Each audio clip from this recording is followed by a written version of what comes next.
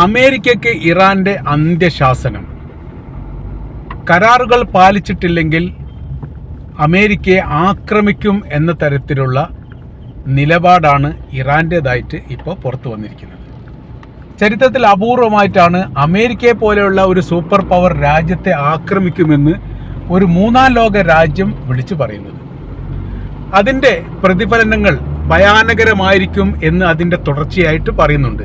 Iran പറഞ്ഞിരിക്കുന്ന കാര്യം ഇങ്ങനെയാണ്: 14 കരാറുകൾ അല്ലെങ്കിൽ ധാരണകൾ വെടിനിർത്തലുമായിട്ട് ബന്ധപ്പെട്ട കാര്യത്തിന് അമേരിക്കയും ഇറാനും മധ്യസ്ഥർ മുഖാന്തരം ഉണ്ടാക്കിയിട്ടുണ്ട്.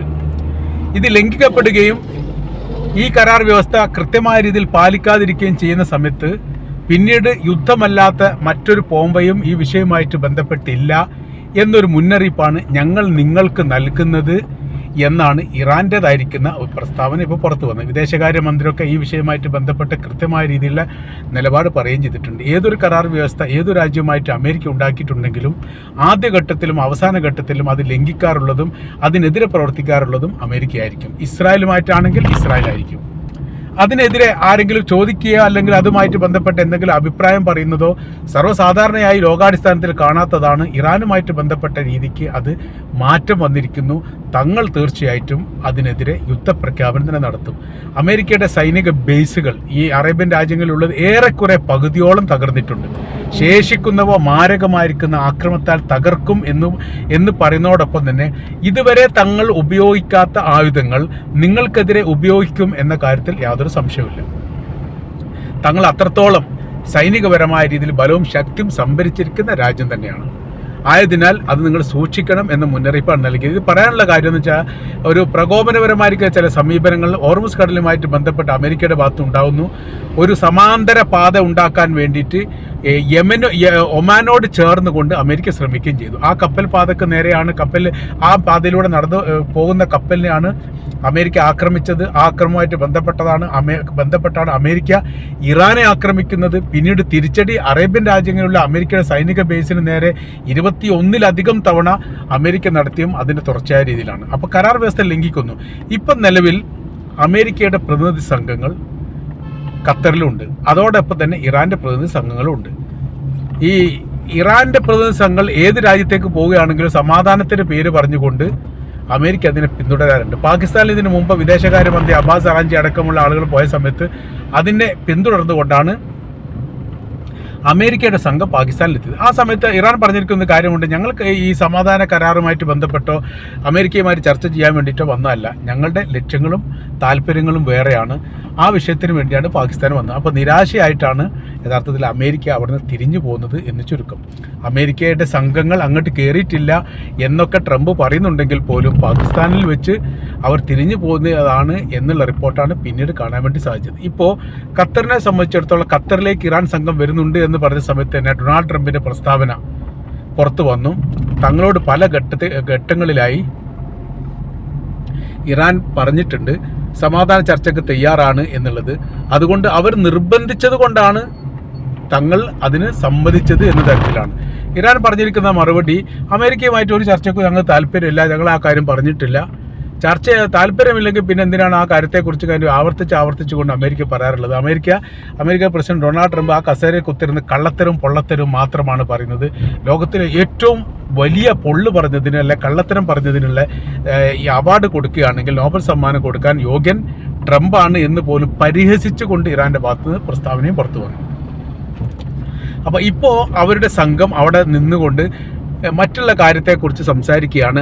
ഔദ്യോഗികപരമായ രീതിയിൽ ഖത്തറിൻ്റെ വിദേശകാര്യ മന്ത്രാലയവും തുറന്ന് പറഞ്ഞു ഇറാനും അമേരിക്കയും തമ്മിൽ ഒരു ചർച്ചാ കാര്യങ്ങളില്ല.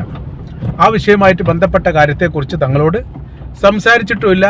അങ്ങനെ ഒരു സാഹചര്യങ്ങൾ ഇവിടെ ഇപ്പോൾ ഉരുത്തിരിഞ്ഞിട്ടുമില്ല. ആ കാര്യങ്ങൾ കൃത്യമായ രീതിയിൽ തന്നെ ഖത്തർ പറയുകയും ചെയ്തതോടുകൂടി അതൊരു ഫൈനലായി. അങ്ങനെയൊന്നും ഇല്ല എന്നുള്ള കാര്യത്തിന് ഏറെക്കുറെ തീരുമാനമായി എന്ന് ചുരുക്കം. അപ്പോൾ ഇപ്പോൾ ഇറാൻ എന്തിനാണ് അവിടെ വന്നത് എന്നതിനെക്കുറിച്ചുള്ള ഒരു വിശദീകരണക്കുറിപ്പ് വിദേശകാര്യമന്ത്രി അബ്ബാസ് അറാഞ്ചിൻ്റെ പുറത്ത് വിട്ടിട്ടുണ്ട്. $6 ബില്യൺ തങ്ങളുടേത് ഖത്തറിൽ ഉണ്ട്. അത് കിട്ടാത്തതിൻ്റെ കാരണം എന്ന് പറഞ്ഞാൽ അമേരിക്ക അതിന് അനുമതി നൽകാത്തത് കൊണ്ടാണ്. തങ്ങൾ ഉണ്ടാക്കിയിരിക്കുന്ന ധാരണ പ്രകാരം ആ പണം തിരിച്ചു നൽകാൻ വേണ്ടി അതിൽ പറയുന്നുണ്ട്. അതിന് വൈകിയത് കൊണ്ട് ആ കാര്യത്തിന് വ്യവസ്ഥ ഉണ്ടാക്കണം, അതിൽ ഖത്തർ ഇടപെടണം എന്ന് പറയാൻ വേണ്ടിയിട്ടാണ് തങ്ങൾ പോയത് എന്നുള്ള കാര്യം പറഞ്ഞു.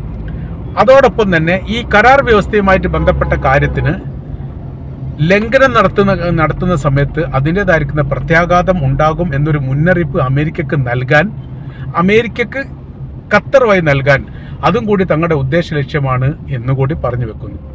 ഈ തരത്തിലാണ് ഇപ്പോഴത്തെ നിലവിലെ സാഹചര്യങ്ങൾ, അവസ്ഥകൾ ഈ മേഖല കേന്ദ്രീകരിച്ച് കൊണ്ട് ഉള്ളത് എന്ന് ചുരുക്കം. അപ്പം നമ്മൾ കൂട്ടി വായിക്കുന്ന സമയത്ത് നമ്മൾക്ക് ഇങ്ങനെ പറയാൻ വേണ്ടി പറ്റും, ഇറാൻ്റെ നിലപാടിന് അല്ലെങ്കിൽ ഇറാൻ്റെ സമീപനവുമായി ബന്ധപ്പെട്ട കാര്യം അത് മാത്രമാണ് ഇപ്പോൾ നിലവിൽ ചർച്ചയിൽ വരുന്നത്. മറ്റൊന്നും ഇപ്പോൾ ചർച്ചയിൽ വരുന്നില്ല. കാര്യം എന്ന് പറഞ്ഞാൽ അമേരിക്കക്ക് ഇത്രക്കൊക്കെ തന്നെ കഴിയൂ എന്നുള്ളത് അവർ തെളിയിച്ചു കഴിഞ്ഞു, അല്ലെ അവർക്ക് ബോധ്യമായി. ലോകത്തിൻ്റെ ഏറ്റവും സൂപ്പർ പവറായിരിക്കുന്ന ഹീറോ ആയിട്ട് ഇറാൻ മാറിയത് ഈ യുദ്ധവുമായിട്ട് ബന്ധപ്പെട്ടാണ്. അവർ വളരെ കൃത്യതയോടുകൂടി തന്നെ ഓരോരോ കാര്യങ്ങളും ചെയ്യുന്നുണ്ട്, ഇനിയും അവർ ചെയ്യാൻ തയ്യാറാണ് എന്ന് അവർ പറയുകയും ചെയ്യുന്നുണ്ട്. അപ്പോൾ അവരെ ഒതുക്കാൻ വേണ്ടി സാധിക്കില്ലെന്ന് ബോധ്യം യഥാർത്ഥത്തിൽ അമേരിക്കക്ക് വന്നിട്ടുണ്ട്. മറ്റെന്തെങ്കിലും ബദൽ സംവിധാനം എന്ന് പറഞ്ഞാൽ ഏതെങ്കിലും രാജ്യങ്ങൾ ഈ വിഷയവുമായിട്ട് ബന്ധപ്പെട്ട് അമേരിക്കയോട് സഹകരിക്കണം, അതല്ലെങ്കിൽ ഇസ്രായേലിനോട് അനുഭാവം പ്രകടിപ്പിക്കണം. ഇത് രണ്ടും ഏതാണ്ട് നടക്കുന്നില്ല. ഇറാൻ പറഞ്ഞിരിക്കുന്ന കാര്യം ലെബനാനുമായിട്ട് ബന്ധപ്പെട്ട വിഷയം നിസ്സാര വിഷയമൊന്നുമല്ല, വളരെ സങ്കീർണമായിരിക്കുന്ന വിഷയം തന്നെയാണ്. കരാർ വ്യവസ്ഥയിലെ പ്രധാനമായിരിക്കുന്ന ഭാഗം ലെബനാൻ്റെ വിഷയം വരുന്നുണ്ട്. ലെബനാനെ സംബന്ധിച്ചിടത്തോളം അതിൽ ഇസ്രായേൽ ലെബനാൻ ആക്രമിക്കാൻ പാടില്ല. മാത്രമല്ല പിന്നെ രണ്ടാമത്തെ നിർദ്ദേശമാണ് ഏറ്റവും പ്രധാനപ്പെട്ടത്. നിലവിൽ ലെബനാനിൽ ഇസ്രായേലിൻ്റെ സൈനികരുണ്ട്, അവർ പിന്മാറണം. 5 പ്രദേശങ്ങളിൽ, ലെബനാനിലുള്ള വ്യത്യസ്തമായിരിക്കുന്ന 5 പ്രദേശങ്ങളിൽ നിലവിലെ സാഹചര്യത്തിൽ ഇസ്രായേലിൻ്റെ സൈനികരുണ്ട്. ആ പ്രദേശത്തിൻ്റെ നിയന്ത്രണം അവരുടെ കൈവശത്തിലാണ് എന്ന തരത്തിലാണ് ഈ മേഖലയൊക്കെ അവർ കൈകാര്യം ചെയ്യുന്നത്. അത് അവസാനിപ്പിക്കണം, അത് തങ്ങൾ അനുവദിക്കില്ല. ആ പ്രദേശം ലെബനാൻ സ്വതന്ത്ര റിപ്പബ്ലിക്കാണ്. അവർക്ക് അവരുടേതായിരിക്കുന്ന സംവിധാന കാര്യങ്ങളുണ്ട്, അതിർത്തികളുണ്ട്. ആ അതിർത്തി ലംഘിച്ചുകൊണ്ട് ഇസ്രായേലിൻ്റെ സൈന്യം അങ്ങോട്ട് കയറി എന്ന് പറഞ്ഞാൽ അത് നിസ്സാരമായിട്ട് കാണാനൊന്നും സാധിക്കില്ല, നിയമവിരുദ്ധമായിരിക്കുന്ന പ്രവൃത്തിയാണ്. അതുകൊണ്ട് എന്ത് ചെയ്യണം? അവരവിടുന്ന് മാറിപ്പോകണം. ഇത് കരാർ വ്യവസ്ഥയുടെ ഭാഗമായിട്ട് പറയുന്നു. ഇത് വന്നതോടുകൂടി യഥാർത്ഥത്തിൽ അമേരിക്കയെ സംബന്ധിച്ചിടത്തോളം അവർക്ക് ഇതൊന്നും ഒഴിഞ്ഞു മാറാനും പറ്റില്ല. എന്നാലോ ഇത് പ്രാബല്യത്തിൽ വരുത്താൻ വേണ്ടിയിട്ട് ഇസ്രായേൽ സമ്മതിക്കുന്നില്ല. 2 പ്രതിസന്ധിയിലൂടെയാണ് അമേരിക്ക കടന്നു പോകുന്നത്. അതിനോടനുബന്ധിച്ചാണ് വേറെ എന്തെങ്കിലും വിട്ടുവീഴ്ച മനോഭാവത്തോട് കൂടിയിട്ട് ഏതെങ്കിലും വിഷയത്തിൽ ഇടപെട്ടുകൊണ്ട് പരിഹാരം ഉണ്ടാക്കാൻ പറ്റുമോ എന്നുള്ള ശ്രമം ഈ അമേരിക്ക നോക്കുന്നതിൻ്റെ ഭാഗമായിട്ടാണ് യഥാർത്ഥത്തിൽ എന്ത് ചെയ്തത്, ഇപ്പോൾ ഖത്തറിലേക്ക് എത്തിയ സമയത്തും അവരുടെ നിലപാടിൽ മാറ്റങ്ങളൊന്നുമില്ല. അവർ അവരുടേതായിരിക്കുന്ന നിലപാടുകൾ കൃത്യമായ രീതിയിൽ പറയുക തന്നെ ചെയ്തിട്ടുണ്ട്.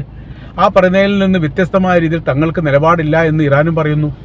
ഈ രീതിയിലാണ് ഇപ്പോഴത്തെ വിഷയങ്ങൾ. അഥവാ ഇതുവരെ ഉപയോഗിക്കാത്ത ആയുധങ്ങളെല്ലാം ഉപയോഗിച്ചുകൊണ്ട് 2ാം ഘട്ടത്തിൽ അതികഠിനമായിരിക്കുന്ന ശിക്ഷ ഉണ്ടാകും അമേരിക്കക്ക് എന്ന് പറയുമ്പോൾ അതിനെ നിസ്സാരമായിട്ട് ഒരിക്കലും കാണാൻ വേണ്ടി സാധിക്കില്ല. അതാണ് ഇവിടുത്തെ ഏറ്റവും വലിയ പ്രശ്നമായിട്ട് നിലനിൽക്കുന്നത് എന്നാണ് മനസ്സിലാക്കാൻ വേണ്ടി പറ്റുന്നത്. അപ്പോൾ അമേരിക്കയുടെ നേതൃത്വ നിരയിലുള്ള ഭരണസാരഥ്യത്തിൻ്റെ ഏറ്റവും മുമ്പിലുള്ള ആളുകൾ അവിടെ വന്നുകൊണ്ട് മടങ്ങിപ്പോവുക എന്നല്ലാതെ ഏതെങ്കിലും തരത്തിൽ ഇറാനുമായിട്ടൊരു കരാർ വ്യവസ്ഥ ഉണ്ടാക്കാനുള്ള സാധ്യത തീരെ കുറവാണ്. അത് മങ്ങിയിരിക്കുന്നു എന്നുള്ളതാണ്. കരാർ മങ്ങിയിരിക്കുന്നു, അത് നടക്കാത്തൊരു സ്ഥിതിയാണ്. പിന്നീട് ഇറാനെ സംബന്ധിച്ചിടത്തോളം അവരുടെ ആത്മീയ നേതാവായിരിക്കുന്ന ആയത്തുള്ള അലി ഖംനായിയുടെ മരണാനന്തര ചടങ്ങുമായിട്ട് ബന്ധപ്പെട്ട കർമ്മങ്ങൾ അതെല്ലാം ഈ 4-ാം തീയതി ആരംഭിക്കുകയാണ്. അതിനെക്കുറിച്ചും അവർ സൂചന നൽകിയിട്ടുണ്ട്. ഈ വരാൻ പോകുന്ന ദിവസങ്ങളിലാണ് അത് ആരംഭിക്കുന്നത്. ആരംഭിച്ചു കഴിഞ്ഞാൽ പിന്നെ ആ പ്രവൃത്തിയിലേക്ക് തങ്ങൾ നീങ്ങും. തങ്ങളുടെ രാജ്യത്ത് ആക്രമിക്കുകയാണെങ്കിൽ അതിനൊരു ബദൽ സംവിധാനം ഉണ്ടാക്കാനുള്ള എല്ലാ സംവിധാന കാര്യങ്ങളും തങ്ങൾ ഒരുക്കുകയും ചെയ്തിട്ടുണ്ട്. അപ്പോൾ ഏതെങ്കിലും തരത്തിൽ ആക്രമിക്കുക എന്നൊക്കെ പറഞ്ഞാൽ വലിയ പ്രയാസമാണ്. 100-ലധികം രാജ്യങ്ങളെ ഇറാൻ ഈ വിഷയവുമായിട്ട് ബന്ധപ്പെട്ട് ക്ഷണിച്ചിട്ടുണ്ട്. അതായത് ആയത്തുള്ള ഖംനായിയുടെ മരണാനന്തര ചടങ്ങിൽ സംബന്ധിക്കാൻ വേണ്ടിയിട്ട് 100-ലധികം രാജ്യങ്ങൾ ക്ഷണിച്ചിട്ടുണ്ട് എന്നുള്ളതും ഏകദേശം 90-ഓളം രാജ്യങ്ങൾ എത്താം എന്ന് ഏറ്റിട്ടുണ്ട് എന്ന് പറയുമ്പോൾ അന്താരാഷ്ട്ര തലത്തിൽ ഏറ്റവും രാഷ്ട്രത്തലവന്മാരും അതിൻ്റെ നേതാക്കന്മാരും പങ്കെടുക്കുന്ന വളരെ പ്രധാനപ്പെട്ട ഒരു ചടങ്ങായിട്ട് തന്നെ ഏറെക്കുറെ ഇത് മാറാനുള്ള സാധ്യതകളാണ് നമ്മൾക്ക് മനസ്സിലാക്കാൻ വേണ്ടിയിട്ട് സാധിക്കുന്നത്.